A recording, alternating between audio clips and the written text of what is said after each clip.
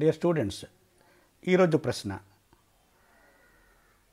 Which of the following is not a chemical change?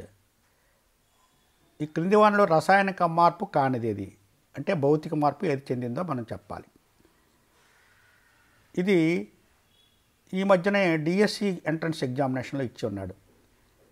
Options: rusting of iron, ఇనుము తుప్పు పట్టుట. Second one is corrosion of copper, రాగి చిలుము లేదా కిలుము పట్టడం.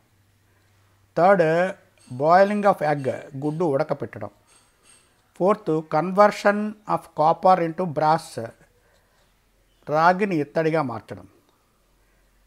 The answer is fourth, conversion of copper into brass, అంటే రాగిని ఇత్తడిగా మార్చడం. ఇత్తడి అన్నది ఒక మిశ్రమ లోహం.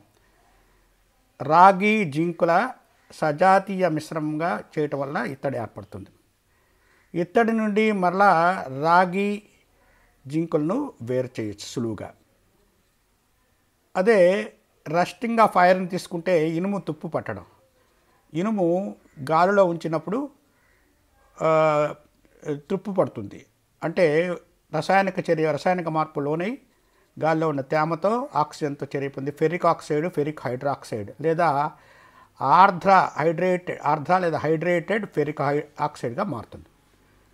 కనుక ఈ ఫెరిక్ ఆక్సైడ్ తుప్పుని తిరిగి ఇనుముగా మార్చడం సులువుగా సాధ్యపడదు. Second, corrosion of copper.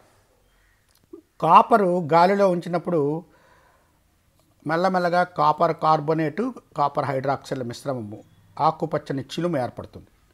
ఇది తిరిగి సులువుగా కాపర్గా మార్చలేము. దీన్ని తొలగించవచ్చు, కానీ దీన్ని సులువుగా మార్చడం సాధ్యం కాదు. కాబట్టి ఇది కూడా రసాయనిక మార్పే. బాయిలింగ్ ఆఫ్ ఎగ్లో ద్రవ పదార్థాలను వేడి చేసేటప్పుడు ద్రవంగా ఉండే ప్రోటీన్లు వేడి చేయబడినప్పుడు అది గట్టిపడుతుంది అంటే దాని యొక్క రసాయనిక బంధాలు అనేవి మార్చబడతాయి. అందువలన తిరిగి గడ్డ కట్టినా లేదా గట్టిపడిన గుడ్డు అంటే ఎగ్ తిరిగి ద్రవ స్థితిలో మార్చలేము, సులువుగా మార్చబడవు. కనుక ఇది కూడా రసాయనిక మార్పే. కనుక దీని ఆన్సర్ ఏదని అనుకున్నాము మనం? ఫోర్త్ అనమాట. బ్రాస్ అనే మిశ్రమ లోహాలని తన ఘటక లోహాల నుంచి ఏర్పరిచే ప్రక్రియ అది భౌతిక మార్పు కింద వస్తుంది, అంటే రసాయనిక మార్పు కాకుండా ఉంది. కనుక 4 అన్నది ఆన్సర్ దీనికి. Thank you. Please subscribe for more information. Thank you.